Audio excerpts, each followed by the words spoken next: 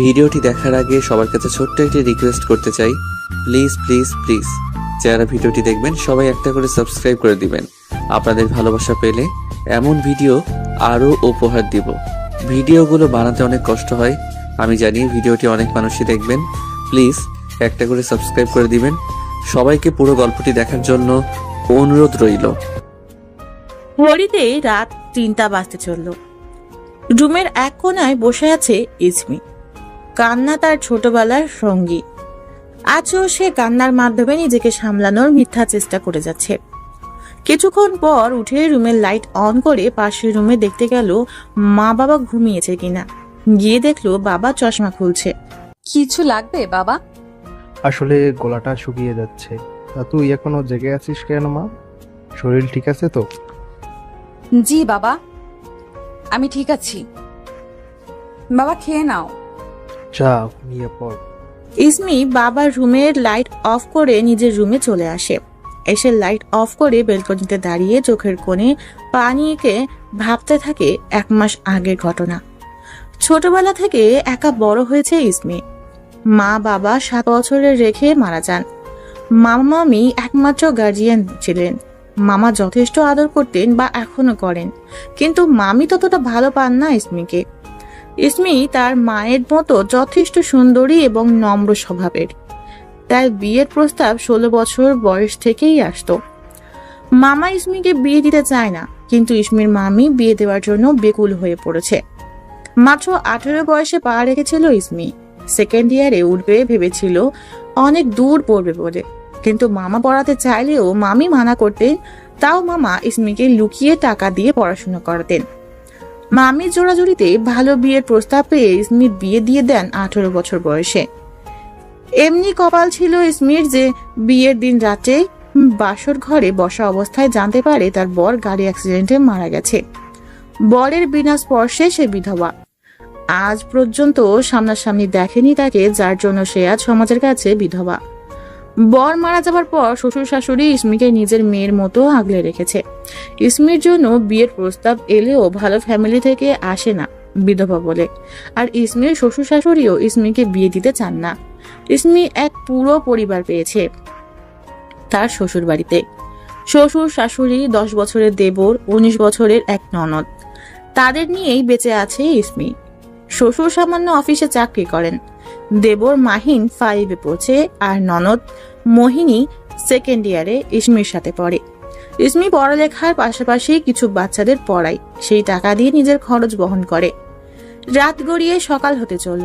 ইসমি সেই ভোরের আকাশের দিকে চেয়ে আছে। অনেক একা একা লাগে ইসমির। একান্তভাবেই রাতটা কাটে ইসমির। ভোরের আজানে রুমে আসলো, অজু করে নামাজ আদায় করে নিল। বাবা মায়ের রুমে গিয়ে বাবাকে উঠিয়ে নামাজ পড়তে পাঠিয়ে দিল। মাকে নামাজ পড়তে বলে নিজের রান্নাঘরে চলে গেল সবার জন্য ব্রেকফাস্ট বানাতে। ব্রেকফাস্ট বানিয়ে মাহিন আর মোহিনীকে তুললো ঘুম থেকে। মাহিন ওঠো লক্ষ্মী, স্কুলে যেতে হবে। ভাবি ঘুমাতে দেও না। ইসমি জোর করে মাহিনকে ফ্রেশ করিয়ে রেডি করে খাইয়ে স্কুলের জন্য পাঠিয়ে দিল।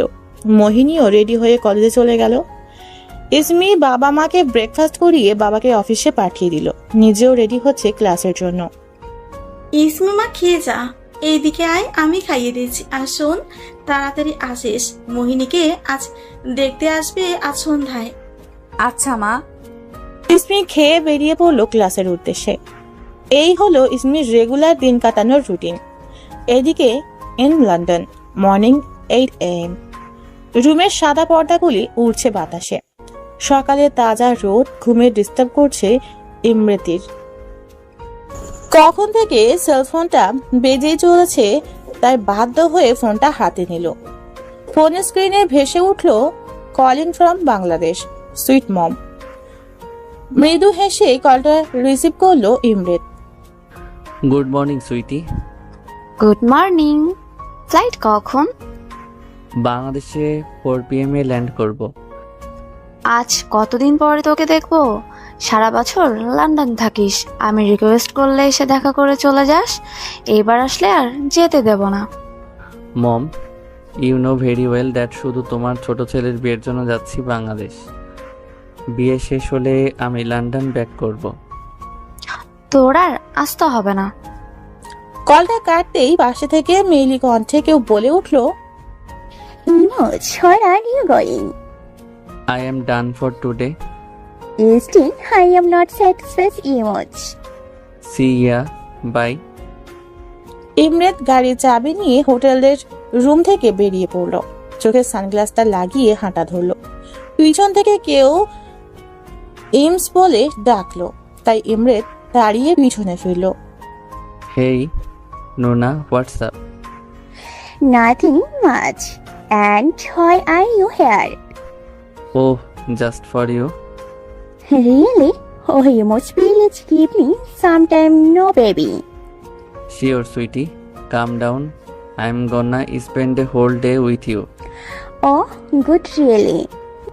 Yeah, but now I gotta go. See you soon. Bye, baby. ইমরাত তাড়াহুড়ো করে হোটেল থেকে বেরিয়ে পড়ল। চাবিতে ক্লিক করে গাড়ির দরজা খুলে বসে পড়ল।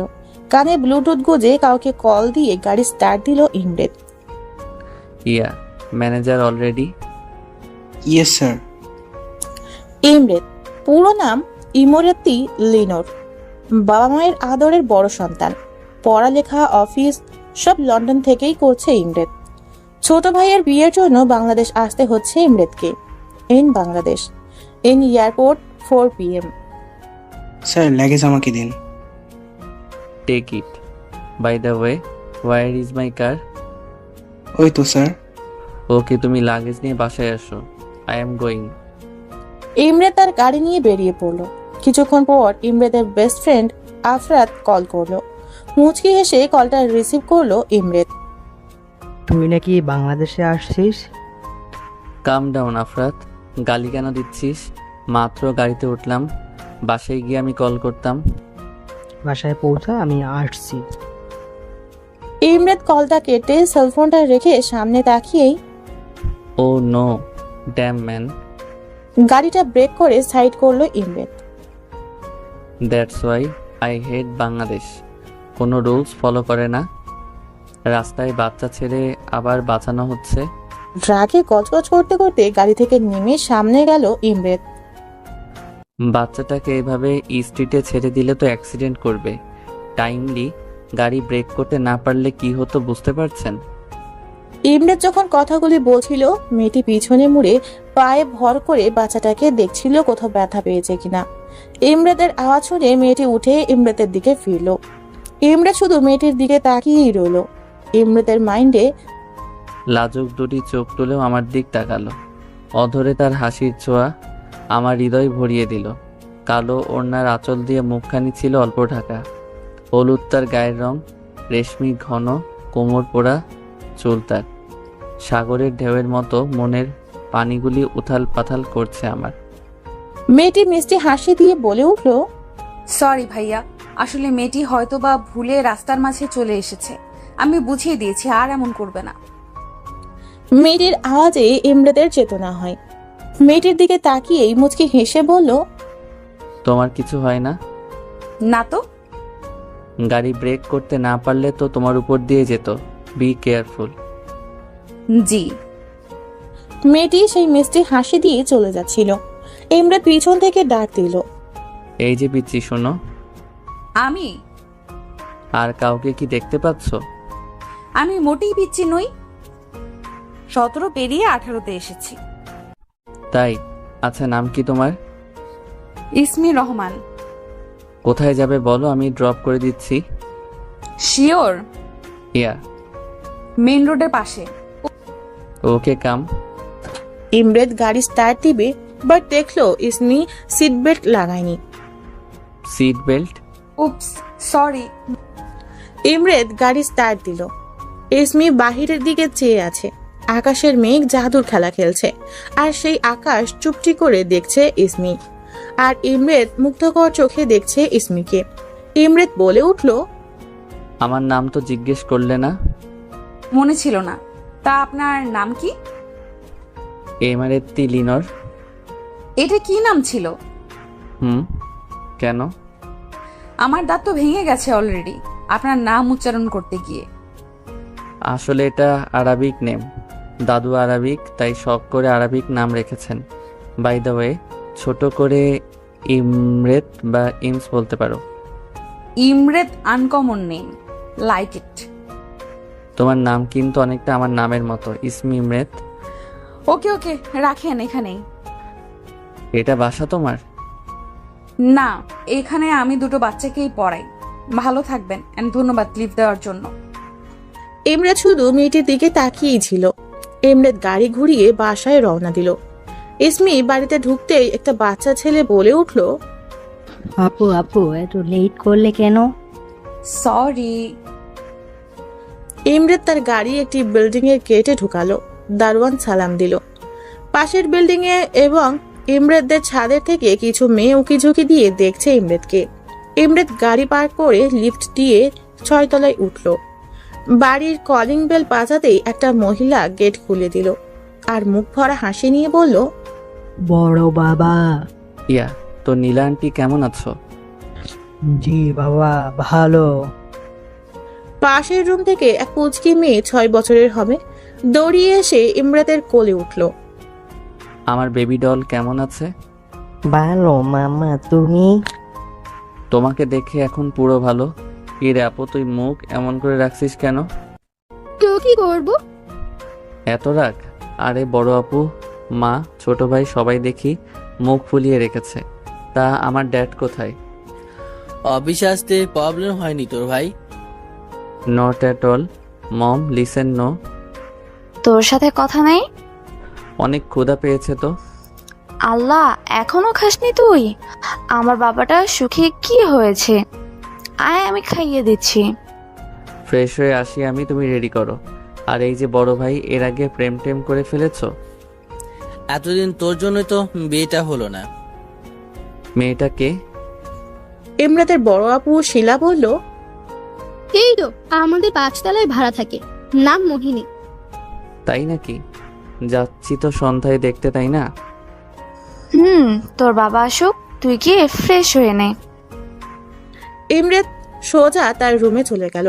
টি শার্ট খুলছে আর সেই মেয়েটা ইসমির কথা ভাবছে। বারে বারে মেয়েটা মনে উকি দিচ্ছে, আজ যদি তোমার দেখা পাই। হুট করেই সেলফোনটা খুঁজতে লাগলো। সোফার থেকে ফোনটা হাতে নিয়ে কাউকে কল করলো। ইয়া, ম্যানেজার? Yes sir.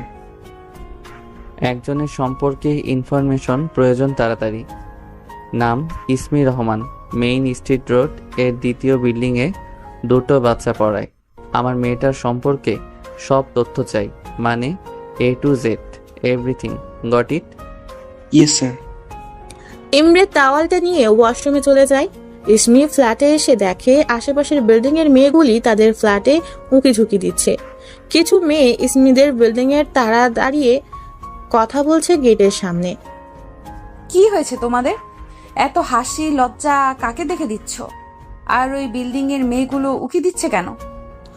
ওখান থেকে একটা মেয়ে বলে উঠল, জানিস আজকে লন্ডন থেকে মালিকের বড় ছেলে এসেছে। মাশাআল্লাহ, এত সুন্দর যে সবাই পারছে না এখান থেকে তাকে গিলে খেতে। বাস, তার জন্য তোমরা এইভাবে উকি দিচ্ছিলে? আজি তুই কি বুঝবি, বিধবা বলে কথা। সবাই হেসে ওঠে আর ইসমি মুখটা কালো করে লিফটে উঠে যায়। লিফটে 6 প্রেস করে মুখ মলিন করে ভাবছে, মাঝে মাঝে মনে হয় বসে আছি বালুচরের সাগরের তীরে। বিকেলে গাংচিলরা ফিরে যায় নীরে। সাগরের ঢেউগুলোর মতো হতে পারলে হয়তো পৃথিবীর এত কষ্ট নিতে হতো না আমায়। সারা জীবনের ভালোবাসার দিনগুলিকে বিষিয়ে দিলাম বিধবা হয়ে। কোথায় যাব, কাকে বলবো মনের সব ব্যথার কথা? আর কেউ বা কেন শুনবে এক বিধবা মেয়ের কথা? কথাগুলি মনের গহীন থেকে ভাবছে ইসমি। ফ্ল্যাটে পৌঁছাতেই মুখে বড় করে হাসি এঁকে দিল। তার একাকিত্ব অন্য কাউকে দেখাতে চায় না ইসমি। বাসায় কলিং বেল বাজাচ্ছে, বাট কেউ খুলছে না, তাই বারবার বাজাচ্ছে। আজি কি করছে মা? কখন থেকে কলিং বেল বাজাচ্ছি, উফ। আবার বাঁচতে যাবে, তখনই মোহিনী গেট খুলে দেয়। কি করছিলি? কখন থেকে বেল বাজাচ্ছিলাম। মা আর অন্যায় ব্যস্ত, আর বাবা বাজারে। মাহিম গেম খেলছে, আমি গান শুনছিলাম, তাই আর কি। ইসমি রুমে ঢুকে হ্যান্ডব্যাগটা সোফায় রেখে রান্নাঘরে চলে যায় মাকে হেল্প করতে। ইসমি জানিস মালিকের বড় ছেলে, ও আসবে সন্ধ্যায়, তাই বলছিলাম মোহিনীকে ভালোভাবে সাজিয়ে দিস। আচ্ছা। ইমরেদ বিছানায় উপর হয়ে শুয়ে চোখ বুঝে সেই মেয়েটির কথা ভাবছে। তখনই ফোনটা বেজে ওঠে। ইমরেদ কলটা রিসিভ করলো। ইয়া, এনি ইনফরমেশন? স্যার, আমি আপনাদের বাড়ির বাইরে দাঁড়িয়ে আছি। সামনাসামনি বলাটা বেটার হবে মনে হয়। ওকে, ওয়েট। ইমরেদ তাড়াহুড়ো করে হাফ কোয়ার্টারের জিন্স আর ব্ল্যাক গেঞ্জি হাতে ফোন নিয়ে লিফট দিয়ে নিচে নেমে আসলো। ইমরেদ বাহিরে বের হতেই ম্যানেজার সামনে এসে দাঁড়ায়। সো কি ইনফরমেশন পেলে? স্যার, মেয়েটার নাম ইসমি রহমান, বয়স 17-18 হবে। মেয়েটি কয়েকদিন আগে সেকেন্ড ইয়ারে উঠেছে, এই কলেজে পড়াশোনা করছে। মা বাবা মেয়েটি 7 বছর রেখে মারা যান। তখন থেকে মামির কাছে বড় হয়েছে। শুনলাম মেয়েটির মামি মেয়েটিকে দেখতে পারতো না, তাই 2 মাস আগে বিয়ে দিয়ে দেয় নিসার নামে ছেলের সাথে। বিয়ে শুনে ইমরেদ থতমত হয়ে গেল কিছু সময়ের জন্য। সে এখনো নিজের কানকে ট্রাস্ট করতে পারছে না। ওই পিচ্চি মেয়েটি বিবাহিতা? আগে ছিল, এখন না। ক্লিয়ার করো, ড্যাম ইট। স্যার, মেয়েটির বিয়ের দিন তার হাজব্যান্ড নিসান মারা যান। বিয়ের আধ ঘন্টার মধ্যে তার লাশ বাসায় আসে। অ্যাক্সিডেন্ট কেস ছিল। অতিরিক্ত ড্রিঙ্ক করায় নিশানের মা বাবার ছেলেকে শোকে মেয়েটিকে নিজের মেয়ের মতো রেখেছে। এখন মেয়েটি তার শ্বশুরবাড়িতেই থাকে ওনাদের মেয়ে হিসেবে। ইমরেদের মাথায় একটাই কথা, এত ছোট মেয়েটা বিধবা? এত অল্প বয়সে এত বড় বড় ধাক্কা নিয়ে বেঁচে আছে মেয়েটা? জীবনটা বড়ই অদ্ভুত। কেউ সব পায় আর কেউ কিছুই পায় না। কারো জীবন সুখের আর কারো দুঃখের। থাকে কোথায়? স্যার, আপনাদের বিল্ডিংয়ের 5 নম্বর ফ্ল্যাটে। সিরিয়াসলি? Yes sir. সবচেয়ে ইম্পর্টেন্ট কথা স্যার, আপনার ছোট ভাই কিমরান স্যারের সাথে মেয়েটি ননদ মোহিনীর বিয়ে হবে শুনলাম। ইমরেদ শুধু বিল্ডিং এর 5 নম্বর ফ্ল্যাটে কিছুক্ষণ চেয়ে থেকে ম্যানেজারকে বলল, থ্যাঙ্কস। স্যার, মেয়েটির ইনফরমেশন কেন নিলেন? হৃদয় আমার ভরে আছে পরম শান্তিতে। একটা খুশির আবেগ ভরে গেছে হৃদয়ে, বুঝলে ম্যানেজার? অ্যান্ড কারণ ও পিচ্ছি বিধবাটাই তোমার ম্যাডাম হবে। স্যার, লন্ডন থেকে পড়াশোনা করে আপনি এত ভালো বাংলা বলতে পারেন? আমার মতো মা থাকলে সবই পারবে। ম্যানেজার বেচারা চুপসে গেল আর ভাবছে, এত বড় লোক আবার বড় ছেলে কিনা লন্ডন থেকে এসে বাংলাদেশের এক বিধবা মেয়েকে বিয়ে করতে চাচ্ছে। আজই আমি তো সাক্ষী, স্যার এক একদিন এক এক মেয়ের সাথে লিভ টুগেদার করে। তাহলে বিয়ে? No way. মনে হচ্ছে ওয়ান নাইট স্ট্যান্ড করে ছেড়ে দিবে। ইমরেদের কথায় ম্যানেজারের হুঁশ এলো। কি ভাবছেন? বাই দ্য ওয়ে, আবার থ্যাংক ইউ। আচ্ছা, এখন যেতে পারেন। ওকে স্যার, সালাম। ইমরেদ গেট দিয়ে ঢুকবে তখনই সব মেয়েগুলি ইমরেদের দিকে তাকিয়েছে। ইমরেদ আশেপাশে তাকিয়ে সবগুলি মেয়েকে চোখ টিপ মেরে হাই জানালো, আর মেয়েগুলি হাত নাড়াচ্ছে। ইমরেদ বলল, ওকে বাই লেডিস, সি এ। মেয়েগুলি মুচকি মুচকি হাসছে। ইমরেদ লিফটে 5 ক্লিক করলো। 5 নম্বর ফ্ল্যাটে পৌঁছিয়ে ইসমিদের ফ্ল্যাটে বেল বাজালো। ইমরেদ সাথে সাথে লুকিয়ে পড়ল। ইসমি ওড়না ছাড়া ছিল, তাই ধীরে ধীরে গেট খুলে কাউকে না দেখতে পেয়ে বের হলো। ইমরেদ অবাক চোখে ইসমিকে দেখছে। ইসমি কালো কামিজ পরা ছিল আর হাতে বই ছিল। ইমরেদ বলে উঠল, কুছ বরণ কন্যা। সে মেঘ বরণ তার চুল, নিটোল কালো চুলের মাঝে একটি রঙিন ফুল, হাসিতে তার মুক্ত ঝরে। উফ, আর আমার গলার গান উপচে পড়ে। আসলে মেয়েটি অসম্ভব সুন্দর। পিচ্ছি হলে কি হবে, রূপ আছে বলতে হয়, আর ওড়না ছাড়া তো আরো হট লাগে। আসলে মেয়েটি অসম্ভব সুন্দর। পিছি হলে কি হবে, রূপ আছে বলতে হয়, আর ওড়না ছাড়া তো আরো হট লাগে। ইসমি আশেপাশে তাকিয়ে দেখলো কেউ নেই, তাই আবার গেট লাগিয়ে দিল। ইমরেদ ব্লাশিং হতে হতে আবার লিফটে উঠে নিজের ফ্ল্যাটে চলে গেল। সন্ধ্যায় ইসমি মোহিনীকে খুবই সুন্দরভাবে সাজায়। আশেপাশের ফ্ল্যাটের সকল মেয়েরা আন্টিরা ইসমিদের বাসায় এসে পড়ে। সবাই বলা বলি করছে কত ভালো কপাল মোহিনীর, এত বড়লোক বাড়ির ছেলের সাথে বিয়ে হতে যাচ্ছে। ইসমির শ্বশুর শাশুড়ি সবাই নতুন পোশাক পরেছে, শুধু ইসমি সকালের কালো ড্রেস পরেই আছে। কারণ ইসমি অনেকটা সুন্দর, আবার সাজলে আরো রূপবতী লাগে, যেটা দেখলে আশেপাশের মানুষ ইসমিকে বাজে কথা বলে। বিধবা মেয়েরা সাজতে পারবে না এমন কথা বার্তা বলে। ইসমি অনেক শখ অন্য মেয়েদের মতো একটু সাজা, ঘোরাঘুরি করা, নতুন কাপড় পরা। কিন্তু তার কপালে নেই এইগুলি সমাজের জন্য। কলিং বেল বাজছে মানে ছেলেপক্ষরা এসে পড়েছে। ইসমিকে তার মা গেট খুলতে পাঠিয়ে দেয়। ইসমি গেট খুলে ইমরাতের মা, বাবা, বড় আপু কিমরানকে সালাম জানায় আর পিচ্চি বাচ্চাটাকে কোলে তুলে নিল। ইমরাতের বড় আপুর মেয়ে সাফিয়া। আসুন ভেতরে। তো ইসমি, আজ কি রান্না করে খাওয়াবা? ইসমি আপু, ভালো কিছু রেখে খাওয়াতে হবে কিন্তু। আচ্ছা, আমার সাফিয়া মামুনির জন্যই সব রান্না করব। সবাই সোফায় বসে কথা বলছে। ইসমির মা বলে উঠল, তা বেয়ান, আপনার বড় ছেলে কোথায় দেখছি না যে? আন্টি ও বাবার সাথে আসবে। ওই ওই তো এসেছে। ইমরেত ঢুকে সবার সামনে গিয়ে দাঁড়ায়। সবাই ফ্যাট ফ্যাট করে তাকিয়ে আছে ইমরেতের দিকে। বাঙালিদের কাজ যেটা আর কি। ইমরেত সেই একই পোশাক পরে এসেছে, চেঞ্জ করেনি। মেয়েরা ইমরেতকে দেখছে আর মুচকি হাসছে। হাই এভরিওয়ান, হেই, হাই বিউটিফুল লেডিস। সবাই রিপ্লাই দেয় হাই বলে। ইমরাত কিমরানের পাশে বসলো আর মহিলারা বলা বলি করছে, মাশাআল্লাহ, মালিকের ছেলেটা তো প্রিন্সের মতো দেখতে। ইমরেত আশেপাশে ইসমিকে খুঁজতে দেখতে পাচ্ছে না। আপু সাফিয়া কোথায়? ওই তো ইসমি আনছে। ইমরেত পাশে তাকিয়ে দেখলো ইসমি সাফিয়াকে কোলে নিয়ে হাসতে হাসতে রুম থেকে বের হয়ে আসছে। ইমরেত সেই মুখ উজ্জ্বলতার মাতাল করা হাসি দেখছে। ইসমি মুখ উঁচু করে সামনে তাকিয়েই থম। নিমেষে হাসিটা মুখ থেকে হারিয়ে গেছে, সাথে দিয়ে গেছে চিন্তার চামেকে। কারণ তার সামনে সেই ভদ্রলোকটিকে দাঁড়ানো যে তাকে লিফট দিয়েছিল। নিধি তো ক্লিয়ারলি লোকটির নামও মনে নেই। ইসমি যথেষ্ট ভয়ে আছে, কারণটা সহজ। এক বিধবা মেয়ে আগে থেকে একটা ছেলেকে চিনে আবার তার সাথে মিশে, ব্যাপারটা কেউ ভালো বলবে না। তার উপর আশেপাশের আন্টি এবং আরো মেয়েরা এবং লোকজন তো রয়েছেনি। সেখানে যদি ছেলেটি ইসমিকে কিছু জিজ্ঞেস করে বা কথা বলতে চায়, তাই ইসমির চোখ নিচে নামিয়ে ফেললো। আর ইমরেত যদি কোনো কথা তার সাথে না বলতে পারে, তাই সে সাফিয়াকে কোল থেকে নামিয়ে ভিতরে চলে গেল।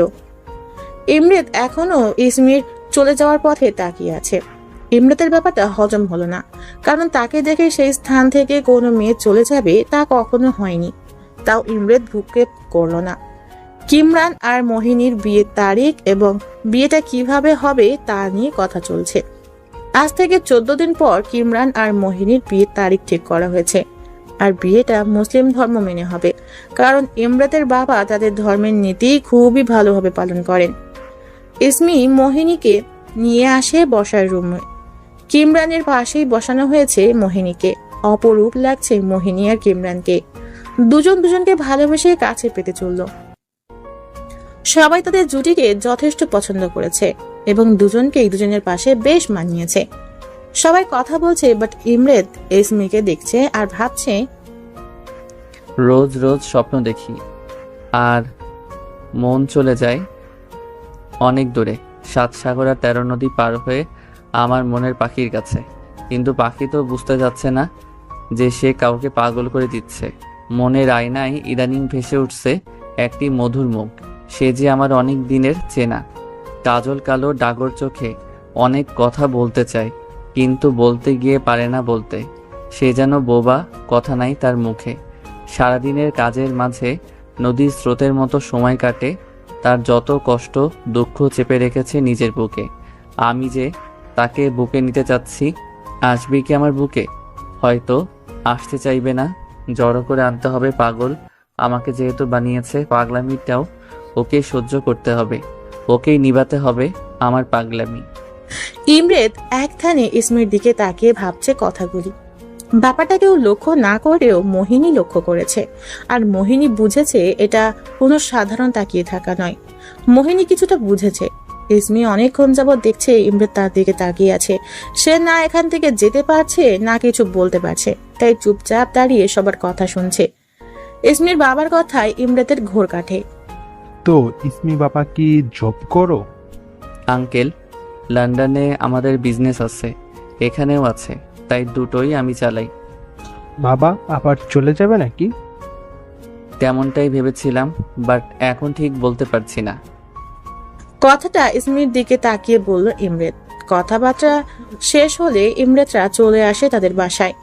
আসার সময় অনেকবার ইসমির সাথে কথা বলতে চেয়েছে, বাট ইসমি আর সামনেই আসেনি ইমরেতের। ইমরেত ভাবছে ইসমি কি আমাকে অ্যাভয়েড করার চেষ্টা করছে? নিজে নিজেই অনেক চিন্তা ভাবনা করছে।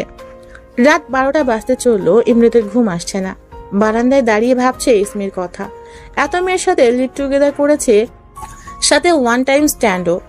সব মেয়েগুলো যথেষ্ট রূপবতী ছিল, কাউকেই তার মনে ধরল না। তাহলে ইসমির মধ্যে কি এমন আছে যে ও এক দেখায় পাগল হয়ে যাচ্ছে? ইমরেতের পাগলামিটা শুধুই বাড়ছে, কমার নাম নেই। প্রতিদিন দেখা হচ্ছে, বাট ইসমি ব্যাপারটা এড়িয়ে যায়। ইমরেত ইসমিকে দেখার জন্য 6টায় উঠে পড়ে। এভাবে ইমরেত কখনো এত জলদি ওঠার কথা স্বপ্নেও ভাবে না। একটা কথা আছে না, ভালোবাসা কাঁঠালের আঠা, লাগলে পরে ছাড়ে না। এই কথাটাই ইমরেতের মনে পড়ছে আজ, খুব হাসিও পাচ্ছে। লন্ডন যাওয়ার পর থেকে একাকিত্ব দূর করতে সাদা মেয়েদের সাথে থাকতো ইমরেত। বেশি খারাপ লাগলে অন্ধকার রুমে বসে থাকতো। ইসমিকে দেখার পর থেকে ইমরেতের ঘুম, একাকিত্ব সব দূর হয়ে গেছে। আজ 2 দিন হচ্ছে ইমরেত ইসমিকে দেখেছে, চিনেছে। বারান্দায় দাঁড়িয়ে স্পষ্ট দেখতে পাচ্ছে ইসমিকে, কলেজ ড্রেস পরে কাঁধে ব্যাগ নিয়ে বাচ্চাদের মতো দৌড়িয়ে বাস ধরতে। বাসটা এখনো দাঁড়িয়ে, হয়তো আরো যাত্রী নিবে। ইসমি জানালার পাশে বসে কানে হেডফোন গুঁজে দিয়ে ঘুমিয়ে পড়লো। আর তা দাঁড়িয়ে দেখছে ইমরেত। স্পষ্ট দেখতে না পেলেও কল্পনা করতে পারছে। আবার ঠিক 1টার দিকে ইসমি সেম বাস থেকে কলেজ ড্রেস পরে নামছে। তা বারান্দায় দাঁড়িয়ে মুচকি হেসে দেখছে ইমরেত। ইসমি বাস থেকে নেমে হঠাৎই উপরে তাকালে ইমরেতকে দেখতে পায়, তার দিকেই তাকিয়ে হাসছে। ইসমিও মুচকি হাসি দিল। ইমরেত ইসমির এই মুচকি হাসিটা বড্ড পছন্দ করে, বাট ইসমি কথা বলতে চায় না ইমরেতের সাথে, কারণ সে কোনো রকম বাজে মন্তব্যই শুনতে চায় না সমাজ থেকে। আর তা ইমরেতকে বলে দিয়েছে ইসমি। ইমরেত কিছু বলছে না বা করছে না, কারণ তার একটাই, ইসমি যথেষ্ট ছোট, ঠিকভাবে জানেও না 18 হয়েছে কিনা। ইসমির মা বলেছে 17। ইমরেতের বয়স 25+, তার মানে অনেকটা বড় সে ইসমির থেকে। আবার এভাবে ইসমি ইমরেতকে বড় ভাইয়া আর কিমরানকে ছোট ভাইয়া ডাকে, তাই ইমরেত কিছু বলতে পারছে না। বাট ইসমি তো জানে না ইমরেত তাকে ভালোবেসেছে, আর যে তাকে ভালোবেসেছে সে তাকে পাওয়ার জন্য সমাজ না, পুরো পৃথিবীকে নড়ি দিতে দুবার ভাববে না। সকালে কখন থেকে ফোনটা বেজেই চলছে, কিন্তু ইমরেত মুখের উপর বালিশ গুজে উপর হয়ে শুয়ে পড়ল। এক রুম থেকে অন্য রুমে ইমরেতের ফোনের আওয়াজ চলে যাচ্ছে, ফোনটা কেউ রিসিভ করছে না, তাও লাগাতার বেজেই চলেছে। ইমরেতের বড় আপু শিলা রাগে গজগজ করতে করতে ইমরেতের রুমে আসলো।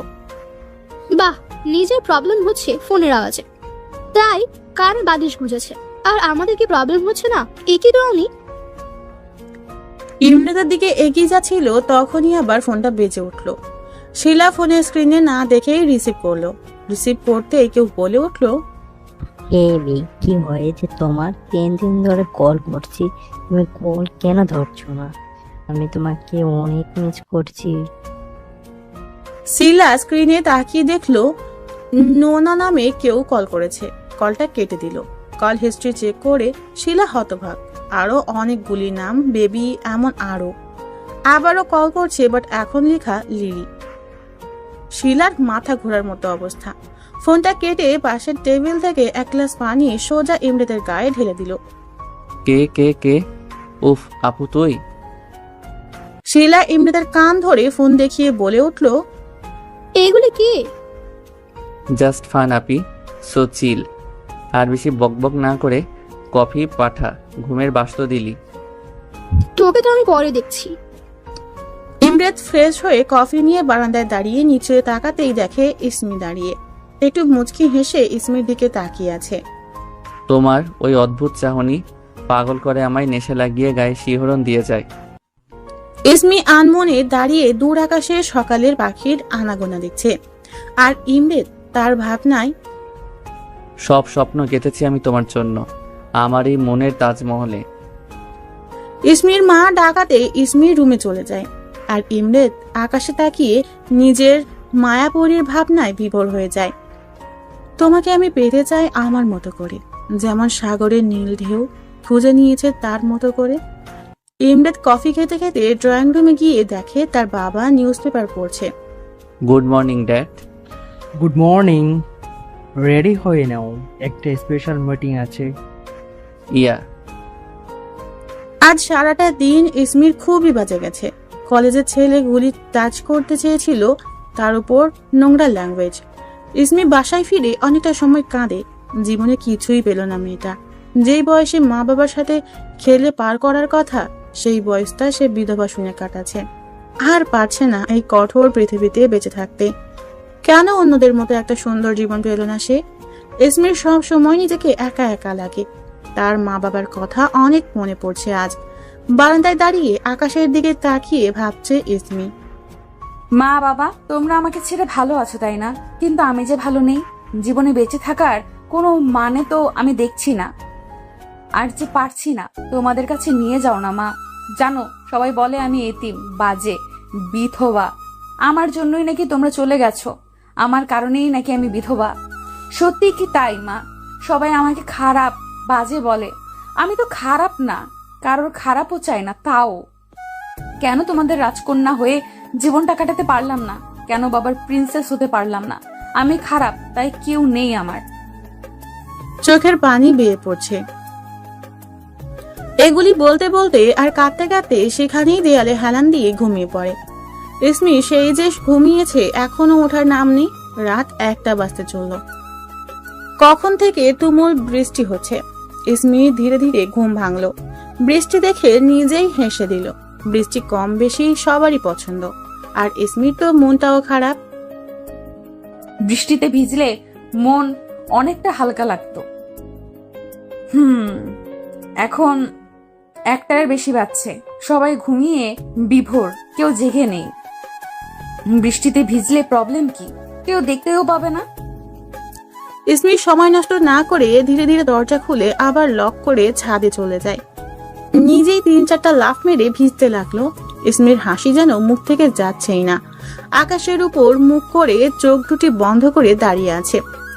এত দুঃখ সব মনে হচ্ছে বৃষ্টির পানির সাথে মিলিয়ে যাচ্ছে। ইমরেদ কখন থেকে ল্যাপটপে কাজ করছে। হঠাৎ আশেপাশে হাত দিয়ে ফোন খুঁজছে, বাট পাচ্ছে না।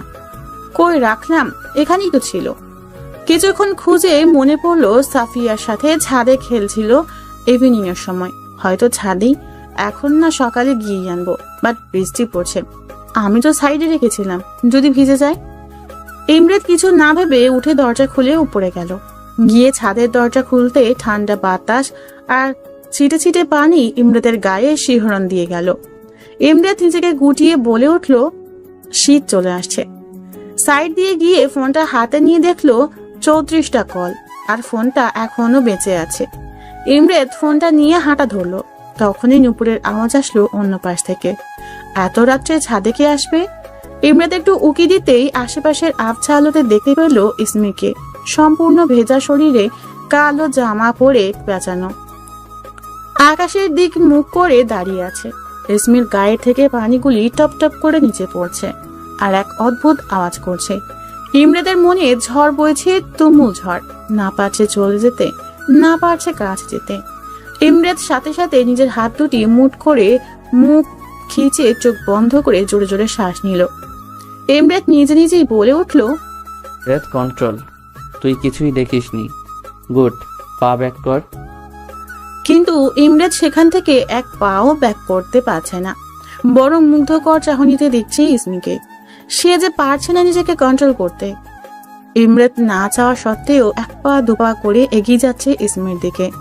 ইসমির পিছনে গিয়ে দাঁড়িয়ে দেখছে ইসমিকে। ইসমি কারো ভারী নিঃশ্বাস টের পেয়ে পিছনে তাকিয়ে এক ধরনের ভয় পেয়ে যায়। চোখগুলি বড় বড় করে কিছুক্ষণ তাকিয়ে থাকে। ইমরেদ নিজের হাতের মুষ্টি শক্ত করে ধরে নিজেকে সান্ত্বনা দিচ্ছে। ইসমি নিজেকে একবার দেখে শরম পেয়ে যায়, তাই কিছু না বলে ইমরেদের সামনে থেকে সরে যায়। প্রচন্ড জোরে বৃষ্টি বইছে, সাথে ঠান্ডা বাতাস, আর তার সাথে ইমরেদের মনে ঝড়। সেই ঝড় ইসমিকে কাছে পেতে চাইছে। এই ঝড় শুধু ইসমি থামাতে পারবে। ইসমি পা বাড়িয়ে সরে যায়, দরজা টপকিয়ে যাবে, তখনই হাতে টান অনুভব করে। ইসমির মনে এক ধরনের ধূপ করে ওঠে। কোনো পুরুষ প্রথম তাকে স্পর্শ করেছে, তার হাত ধরেছে, যেটাতে ইসমির সম্পূর্ণ শরীরে এক ঠান্ডা বাতাস বয়ে গেল। ইসমি পা বাড়িয়ে সরে যায়, দরজা টপকিয়ে যাবে, তখনই হাতের টান অনুভব করে। ইসমির মনে এক ধরনের থুপ করে ওঠে। কোন পুরুষ প্রথম তাকে স্পর্শ করেছে, তার হাত ধরেছে, যেটাতে ইসমির সম্পূর্ণ শরীরে এক ঠান্ডা বাতাস বয়ে গেল। ইসমি ঘুরে দেখার সাহসটাও পাচ্ছে না। ইসমি পেছনে না ঘুরেই নিজের হাত টানতে থাকে, আর ইমরেত আরো শক্ত করে ধরে নিজের দিক আনে। ইসমি যতই কাছে যাচ্ছে ইমরেতের, ততই তার বুক ধুকধুক করছে। এইবার ইমরেত একটু জোরেই টান দিয়ে নিজের সামনে দাঁড় করায়। ইসমি ভয় ও লজ্জাতে চোখ দুটো নিচে করে ফেলে, আর ইমরেত নেশা ঘোরা চোখে ইসমিকে দেখছে।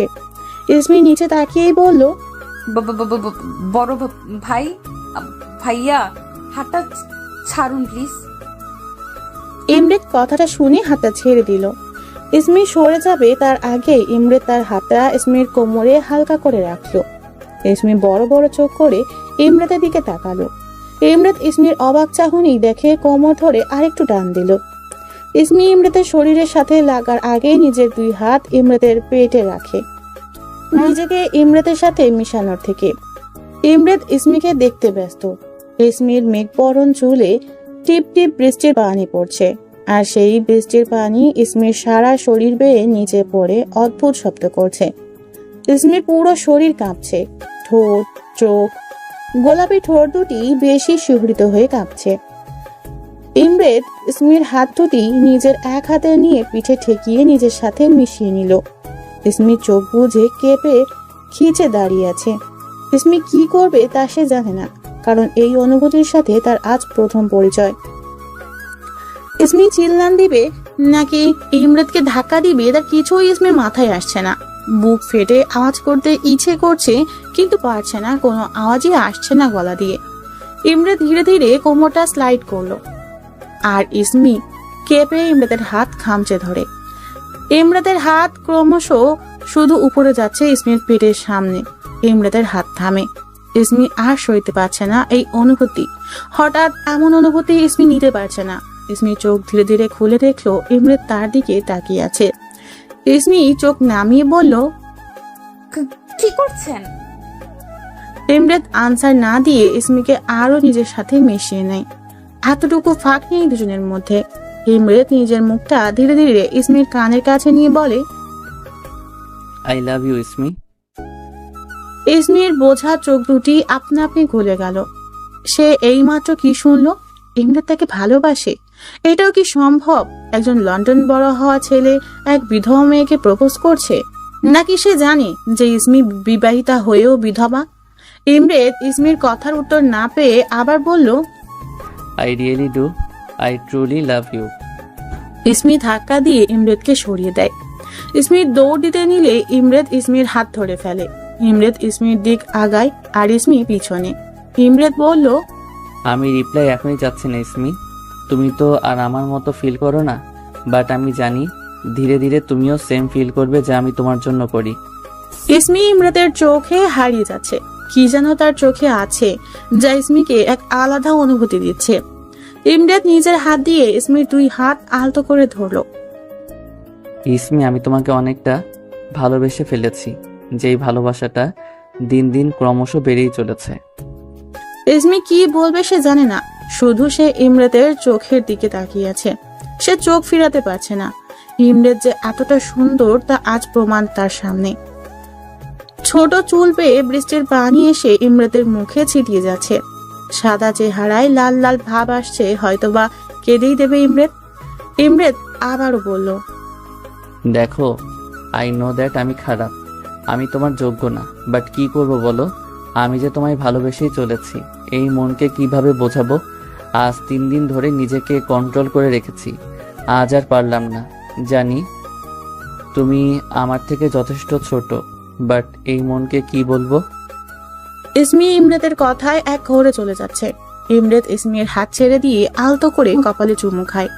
ইসমি কেঁপে জামাটা দুই হাত দিয়ে খামচে ধরে। ইমরেত আবারও ইসমির কাপা হাত দুটি নিজের হাতে নিয়ে বলল, তুমি চিন্তা করো না, আমি এখন কোনো অহেতুক কাজ তোমার সাথে করব না। তুমি কেমন এবং কি পছন্দ করো সে অনুযায়ী তোমায় ট্রিট করব। I know I am bad, but I promised তুমি আমার লাইফে এলে আমি টোটালি চেঞ্জ হয়ে যাব। God promise ইসমি। ইসমি শুধু অবাক হয়ে ইমরাতের কথা শুনছে, কারণ ইমরাতের এক একটা কথা ইসমির মনে গিয়ে বাড়ি খাচ্ছে আর আলাদা ভালো লাগার অনুভূতি দিচ্ছে। ইসমি না চাইতেও কেঁদে ফেলে, তার চোখ দিয়ে পানি ঝরছে। ইমরাত বৃষ্টির পানি আর ইসমির চোখের পানি দুটি আলাদা করে ধরে ফেলেছে। ইসমি কাঁদছে।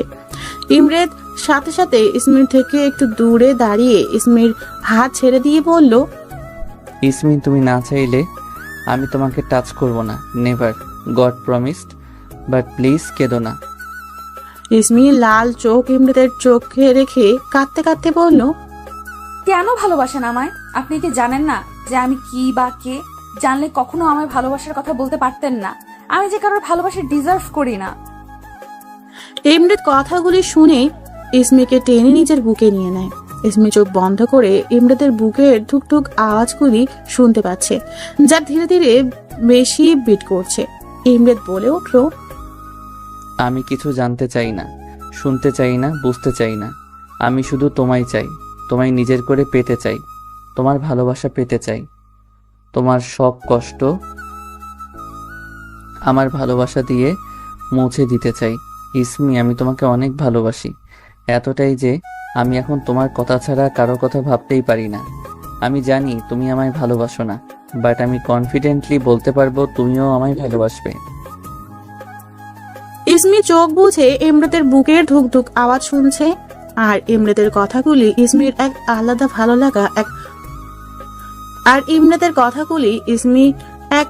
ভালো লাগা এবং অজানা অনুভূতি দিচ্ছে।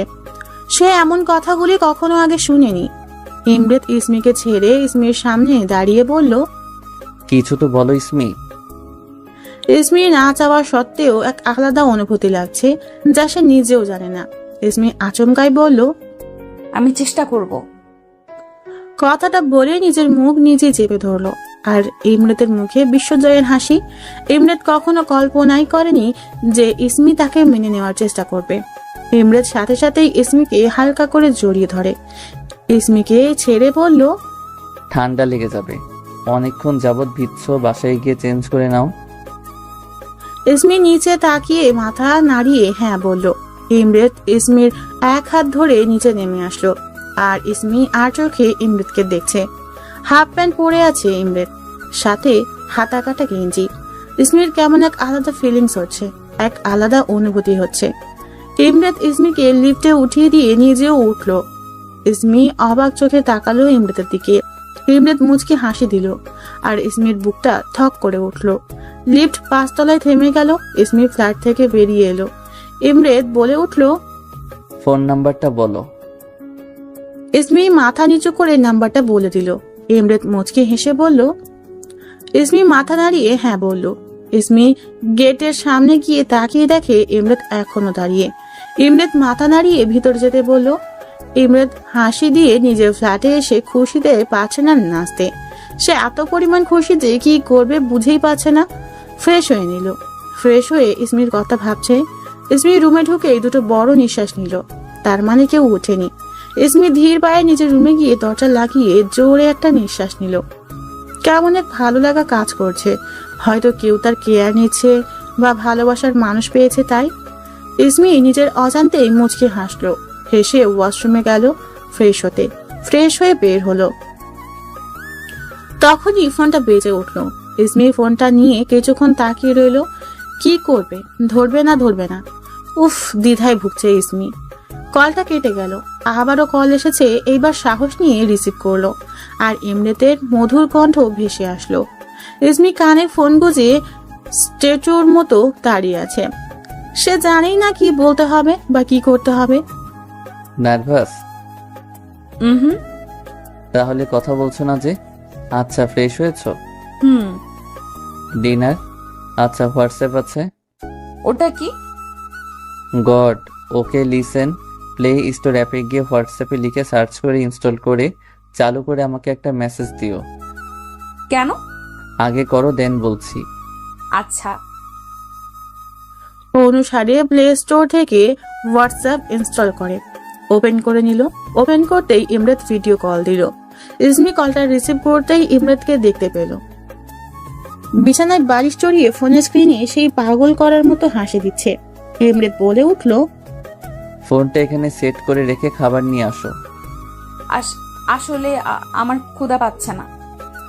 আমি কি শুনতে চেয়েছি? আমি খাবার আনতে বলেছি। ইসমিও বাধ্য মেয়ের মতো খাবার আনলো। ইমরাত মুচকি হেসে বলল, নাও, খেয়ে নাও। ইসমি তার মনের সাথে নানান যুদ্ধ করে বলে ফেলল, আপনি খেয়েছেন? না। তাহলে আপনিও খেয়ে নিন। কথাটা শুনে ইমরাতের মনে বিশ্বজয়ের হাসি। সে তো এটাই চাইছিল যে ইসমি সেজে তাকে জিজ্ঞেস করুক। ইমরাত বলল, আচ্ছা তুমি খাও, আর পুরো খাবার শেষ করো, আমি খেয়ে আসছি। ইসমি, ডু ইউ নো আমি তোমার এই মুচকি হাসিটা অসম্ভব পছন্দ করি। ইসমিও ভাবছে যে সেও তো ইমরাতের হাসি দেওয়াটা প্রচন্ড পছন্দ করে, বাট সে এখনো শখে আছে। সব স্বপ্ন মনে হচ্ছে। ইমরাত আবারও বলল, আচ্ছা খেয়ে নাও। কলটা কেটে গেল। ইসমি খাচ্ছে আর নিজের অজান্তেই হাসছে। ইসমির এক ভালো লাগা কাজ করছে, যেটা কেউ কখনো করেনি সেটাই ও করলো। ইসমিকে রাতে কেউ খাওয়াতে পারে না, আর ইমরাতের একটা কথাতেই সে খেয়ে নিল। নিজে নিজেই হেসে দিচ্ছে বারবার। ইসমি খাবারটা খেয়ে নিল। প্লেট রেখে এসে দেখে ইমরাত 3 বার কল দিয়েছে। আবারও বাজতেই রিসিভ করে নিল। খাওয়া হয়েছে? আপনার? তো কাল কলেজ আছে তো, তাই না? আচ্ছা শোনো, তোমাকে বাসে করে যেতে হবে না, ওকে? আমি নিয়ে যাব, আমি নিয়ে আসব।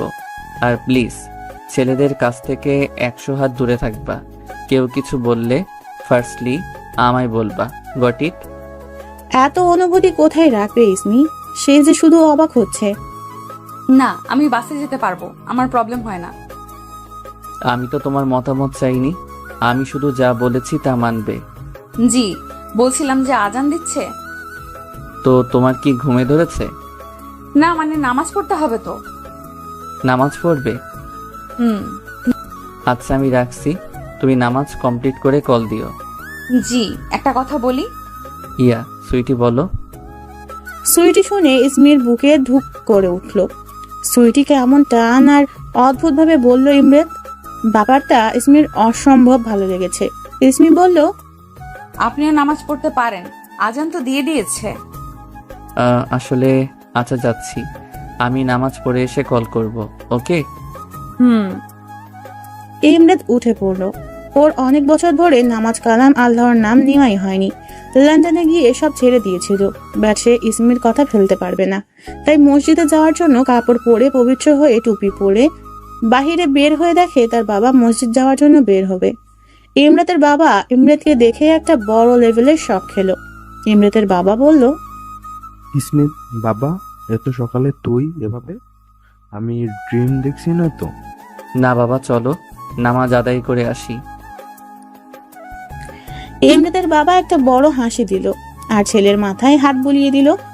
ইসমি নামাজ আদায় করে তার মা বাবাকে উঠিয়ে দিল, দেন নিজে কিচেনে চলে গেল। ফোনটা সাথে নিয়ে এসেছে, জানি ইমরাত কল করবে। ভাবতে ভাবতেই ইমরাত কল দিয়ে ফেললো। বাবা মসজিদে গেছে আর মা নামাজ পড়ছে, তাই কৌশলে ফোনটা রিসিভ করলো ইসমি। নামাজ পড়েছ? আচ্ছা এখন একটু ঘুমিয়ে নাও। না, আসলে ব্রেকফাস্ট রান্নাও করতে হবে, ঘরের অনেক কাজ আছে। তুমি এখন কাজ করবে? আচ্ছা আমাদের বাড়িতে একটা আন্টি আছে, ওনাকে আমি পাঠিয়ে দিচ্ছি, উনি সব করে দিয়ে আসবে। তুমি শুয়ে পড়ো গিয়ে। ইসমির মুখে একটা মুচকি হাসি আসলো। ইসমি বলল, আমার রাতে ভালো লাগে তো। তাই? আচ্ছা শোনো, কলেজ করে বাসায় গিয়ে রেডি হয়ে নিবা, আমরা লং ড্রাইভে যাব। কি আমরা বলতে? তুমি, আমি, ইমরান আর মোহিনী। ইসমির মুখটা ছোট হয়ে যায়। মোহিনী আর ইমরান ভাইয়া তাহলে সে কিভাবে যাবে? আর ব্যাপারটা খারাপ দেখাবে। ইমরাত আওয়াজ না পেয়ে বলে উঠল, তুমি টেনশন নিও না, আমি সব ম্যানেজ করব, তুমি শুধু সুন্দরভাবে রেডি হয়ে থাকবা। আচ্ছা, আমার জন্য তোমার হাতের রান্নার খাবার আনতে ভুলো না কিন্তু। তাই কি খাবেন? সত্যি বলবো? সত্যি। Biryani is my favourite. আচ্ছা। সুইটি, এত কাজ করলে তো অসুস্থ হয়ে পড়বা। ওয়েট, আমি ব্যবস্থা করছি, তোমার আর কাজ করতে হবে না। আচ্ছা রাখছি, টেক কেয়ার, আর কলেজ যাওয়ার আগে কল দিও। হুম।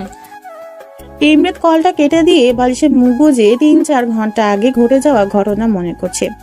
ইসমিকে জড়িয়ে ধরা, কপালে কিস করা, ওকে মনের কথা বলা, ইমরাতের কেমন যেন নতুন জীবন পেল এমন মনে হচ্ছে। ভাবতে ভাবতে ঘুমিয়ে পড়লো। ইসমি রান্না বান্না করে বাবাকে অফিস পাঠিয়ে দিল। মোহিনী আগেই কলেজে চলে গেছে। ইসমি সব কাজ শেষ করে একটু দেরি করে বের হয়। ইসমি ব্যাগ কাঁধে নিয়ে বাসের জন্য দাঁড়িয়ে আছে। হঠাৎ হোয়াইট কালারের একটা গাড়ি সামনে দাঁড়ালো। গাড়ির দরজা খুলে দিল ইমরাত। বসো, গেট ইন সুইটি। ইসমি চুপচাপ বসে পড়লো। ইমরাত ইসমিকে এক পলকে মাথা থেকে পা পর্যন্ত দেখলো। এমনি পিচ্ছি, তার উপর কলেজ ড্রেস পরলে আরো ছোট দেখায় আর অসম্ভব সুন্দর লাগে। মুচকি হেসে কথাগুলি ভাবছে ইমরাত। হঠাৎ ইমরাত গান ছাড়লো, বাড়ির সং। নিজ দায়িত্বে শুনে নিবেন। ইসমির এক ভালো লাগা কাজ করছে না চাওয়া সত্ত্বেও। বারবার ইমরাতের দিকে চোখ যাচ্ছে। একদম বাচ্চাদের মতো দেখতে যাচ্ছে। ঘুম থেকে উঠে এসেছে তাই হয়তো। ফুল ব্ল্যাক প্যান্ট, হোয়াইট বড় হাতার গেঞ্জি আর স্লিপার পরা, আর ছোট চুলগুলি সামনে এসে খেলছে। অসম্ভব ভালো লাগছে ইসমির। ইমরাত বলে উঠলো, অ্যাক্সিডেন্ট করবো তো এভাবে তাকিয়ে থাকলে। ইসমি শরম পেয়ে অন্যদিকে তাকিয়ে ফেলে। ইমরাত বলল, ব্রেকফাস্ট?